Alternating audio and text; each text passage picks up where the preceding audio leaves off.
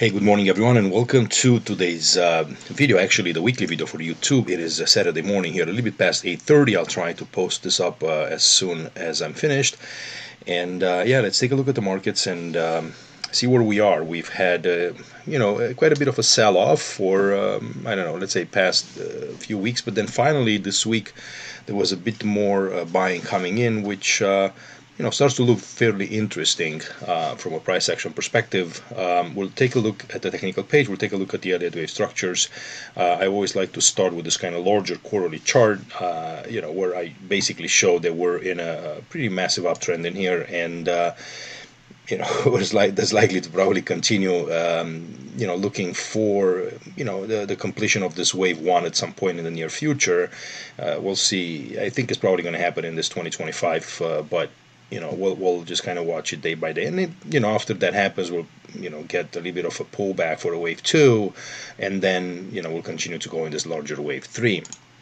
From a technical perspective here, you can see massive reactions from the 50-day moving average. A bunch of the markets have recaptured that, and they also recaptured their 20-day. This is kind of on the daily time frames.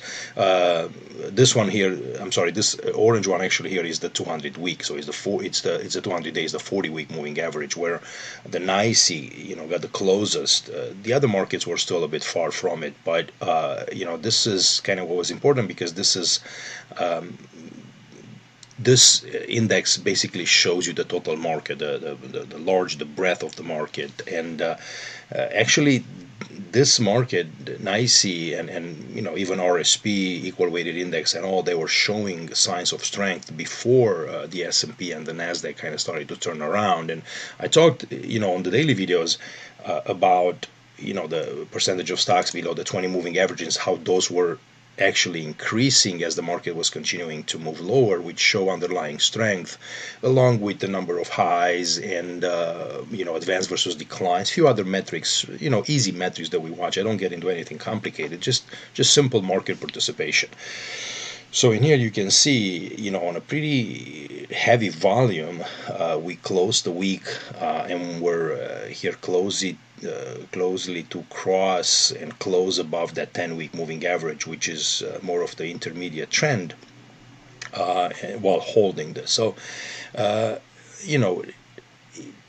you cannot say, for example, that just based on this candle, we're about ready to reap to new highs, right? Nobody can predict anything in the markets. It's very hard. I mean, even Elliott wave helps us, at some degree, to kind of, put some targets and create some, wave fives or whatever. That's the purpose of it, right? We all want to see what's going on in the future. Doesn't mean that we can, but based on this, you would say yes, at least some buying should continue, and the size of the volume and the size of this candle that basically took off 1, 2, 3, you could almost say almost 4 weeks of decline in 1 week.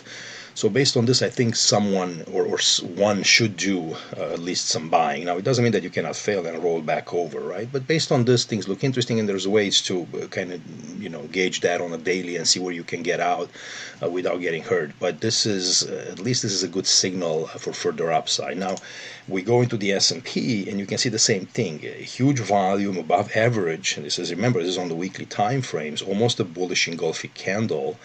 That it's back above the 10-week moving average. The RSI never dipped below 50. And these are good signs. That's what you want to see in an uptrend, right? And we've got that pretty heavy sell-off back in August, and since then, nothing, just small ones, but this was the one that basically 1, 2, 3, 4, about 5 weeks it was of decline.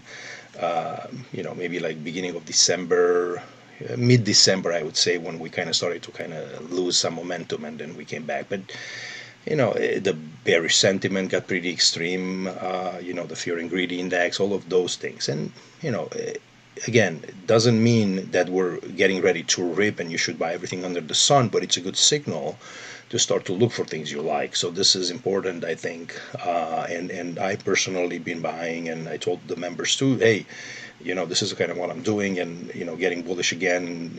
I want to increase my holdings and participate in the next like higher. If this is going to happen, otherwise we'll pair back. But this is good. I don't want to miss upside, because to me this is a decent signal. So we'll see. Nasdaq Composite too. The volume wasn't as big as last week. Now this market hasn't really sold off as much as the others.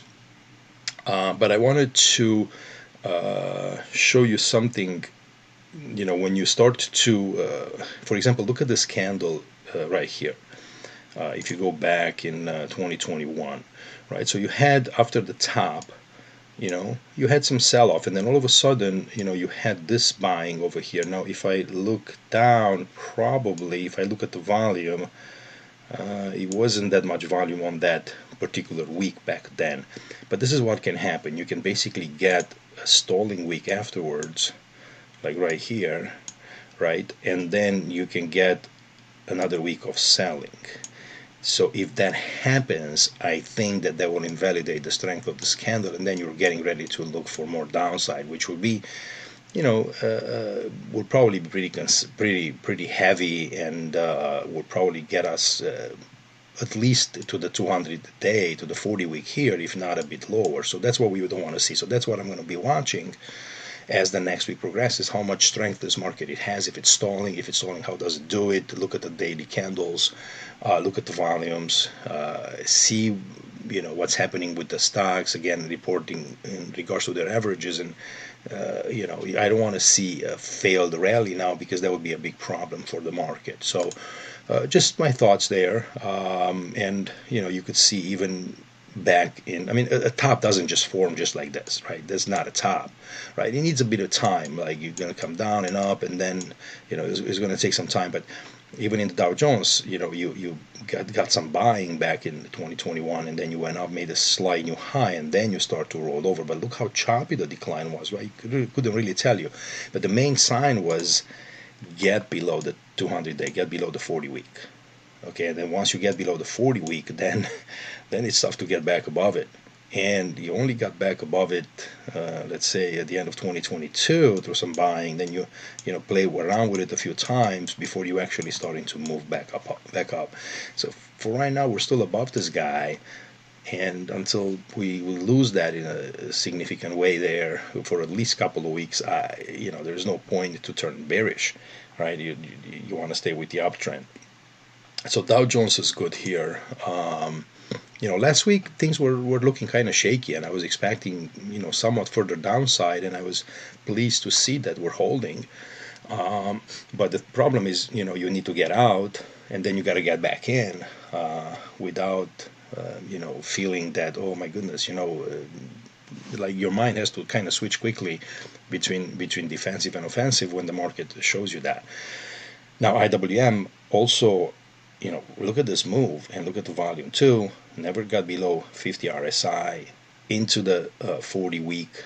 I think that's a nice sign. Now, this market has been very choppy, but I'll give this a chance to work out and see what's happening. So I'll be kind of getting ready to buy next week, even on a little bit of a pullback, even if we break. But for me, this tells me, hey, there's still buyers out there that are willing to buy into this, timid, I would call it timid uptrend for now in the IWM. Bitcoin looking great. It faked everybody out below whatever it was, 90K or something, and then it should back up pretty strongly. I'm going to talk about it in a second here when we look at the wave counts, but we started to kind of get back bullish and buying Bitcoin. I got into BITX, but this is just to see if we can get a move towards, I don't know what's the next leg, how much higher it will take us, but maybe above 110, 115. It still looks like you're holding that uptrend, so that's some good weekly buying after 4 weeks of decline and kind of sideways consolidation there in Bitcoin. Dollar is also stalling, which can probably help a little bit, and the rates have been coming down too slightly. We have a new administration coming in on Monday. That's going to be a holiday, but I have a sense that market will probably get a bit excited about this and start to get some buying. Who knows what Trump will do? I mean, he's going to sign like a bunch of executive orders in the first day. Um, but there's a risk there because you don't know what's going to happen with the tariffs and all. From what I'm hearing, leaving politics aside, obviously an administration that's more pro-business and what have you, maybe cut regulations or who knows. But it's something that the market is probably going to watch here closely, and if there are signs of loosening, then it's probably going to accelerate the buying in the indexes. We'll see. Okay, so that's the dollar, and then gold also looking pretty good. Kind of was surprising that gold didn't sell off with the dollar moving so strongly higher, wasn't it? Which means that there are still buyers of gold. Gold knows something. I don't know what it does, but it looks like it wants to continue. I mean, 2 weeks of look at the volume for the best couple of weeks in gold buying. No dip below 50 in the RSI, uptrend intact. Looks good to me. All right, let's take a look at the moving averages. A little, not at the wave counts. I'm sorry, and let's start with. I'm going to start here with the S&P and as the composite. What you see here is IBIT, and I'll talk about it. Via Bitcoin. I think we're in a fourth wave, but we could be also in a second, which I'll show you how. But this looks good. I mean, it should tell us that it's probably going to start moving towards 65, 70 in there. As the composite, this has been the trickiest count. Like, to do this kind of A flat in B down in C, until you get back above that level again, we're still in a bit of a trouble from a Elliott wave structure and from, I don't know, let's say kind of a standard Dow theory approach where you gotta take the previous swing highs to kind of turn the market and the trend back to the upside.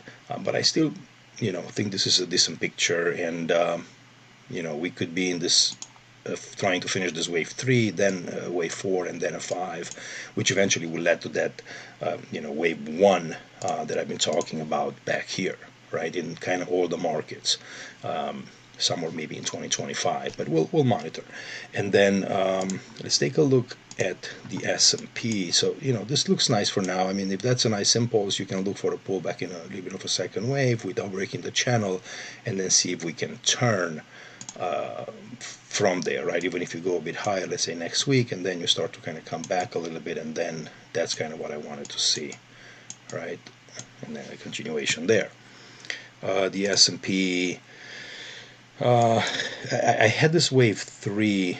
I had this as a wave 4 purple that's been developing, and the only reason I switched it back is because kind of how the Nasdaq Composite looks, and I think because I want to kind of compare the market. I'm not necessarily compare them, but keep them on the same wave structure to be clean. It's a short wave for now, but it held. So I'm just going to go with this and see kind of where we end up. But even based on this, there's still a bit more to go, right? You're still in a decent move in here. You don't have anything not as big as this, not as big as this. So eventually we will probably get something like that. There is a chance that maybe I'm wrong and this wave 3 is still forming. We're still in some kind of subdivisions of that wave 3, although it's very hard to, I mean, this is messy right here. This wave, it breaks the whole structure, and that's the beauty of dealing with Elliott wave, right? Sometimes you get these, and it's like, okay, what am I going to do with this? And then you have obviously the Russell, which is nice reaction, very a bit awkward, let's say diagonal with this wave 1, right there. 1 and a 2 and a 3 and a 4 and a 5 for a wave 1. I don't think we have overlap there, so that's fine. And then you go down in 3 waves A, B, C, and maybe we start buying now from the bottom of this channel. Like the channel respect, you saw the moving averages, the volume. So I'm just kind of putting a wave count on it, to see kind of what makes sense. And to me, I haven't modified this. This still looks fine. Okay, let's take a look at Bitcoin before this video gets too long. And all right, so first of all, yeah, this is the daily, and this is my weekly, where I'm looking for this to travel much further.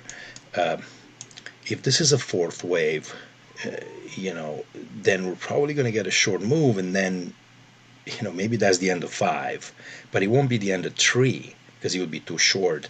So I think it would probably be maybe wave one of this larger three. Um, but first let's have that problem, and then we'll deal with that. For right now, what I'm looking is how we broke below these levels. And this was, I made a video that day, and I said, okay, let's see, Bitcoin will break. People will get obviously scared, and you really don't want to be long anymore because it's tough, right? But you got to be ready to get back in, if that's a failed move. And that's all what we did once we saw that the market actually, is not coming back down, but rather gaining strength, and we got back long. So, you know, we're sitting pretty good now. The question is, how much juice is here? Is this going to be like an equality, with this wave one, right? So if I do, I'm not even going to do a fib, I'm just going to do this and just take this line and just project it from the bottom of that wave four. So that takes me to, what is that? Okay, 120. So at the minimum, I think a 120 would be pretty normal for a move here. It could be much higher, um, but hear me out on this, because you always got to think about this, right? What if what if you're wrong? What if I'm wrong? What if and this is this wave three goes here. That's that, and then you have basically your wave three, your wave four, and now I'm gonna try to bring the wave five, which is far. Where are you? I don't know why is it so much up there, but anyway, all right, and that's that. Make this bigger. Get rid of that. Get rid of this. And what if this is wave one? And that was a wave two. Now, yeah, you could say, oh, no, it's impossible, it's short, it's this and that and the other. No, it's not. It's not short and it's not impossible. Nothing is impossible. Well, if the market is strong and if the market wants to go, it's not going to give you a big second wave. And, that happens, and I have plenty of examples. I can do another video where, we'll say, well, you cannot have a wave two that's this much versus wave one. And no, none of that is true. And none of that matters. What, the market can do whatever he wants, whenever he wants. So you got to be prepared. So, if this is a wave two, then that's a wave one, and you're probably going to get a pullback, retest that, and then go. So I would not dismiss this possibility here. Okay, let's say that it's not necessarily my first choice, but I'm going to stay open to it. Why?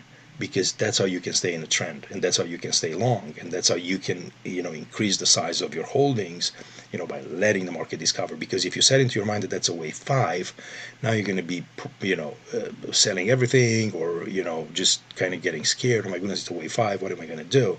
And it's fine, you can sell, but maybe leave a piece for the longer move if that pans out as a count, right? Or be ready to kind of buy back or something. So anyway, there's different ways to do that, but it's a possibility that's you know because if that's the case, all right, then actually this wave five can be extended, and you can start wave one, wave two in here, or depending how bullish this administration will be. I mean, this could also be 1, 2. You get another 1, 2 in here, 1, 2, and then you go 3, 4, and 5, 4, and 5, and you keep building the trend, right? And I mean, I think Bitcoin now, it looks pretty strong and pretty established that it should continue to trend higher. It's just a matter of time, I guess, until it hits 200, maybe 300, and so on. But that's just talk. We'll see. It's basically is doing nothing wrong here. So if you lose this low from here, right, and if you start to turn and break back below this, right, that would be my line in the sand. Then we're looking for a deeper correction, and maybe again get back all the way back here towards 80,000 or something. So I'll leave it at that. Thanks for watching, everybody. You know where to find me. There's a link below this. I'm on Twitter. I'm on Substack there. It's easy to find. So I'll talk to you soon. Any questions or comments, whatever you got, let me know. Bye.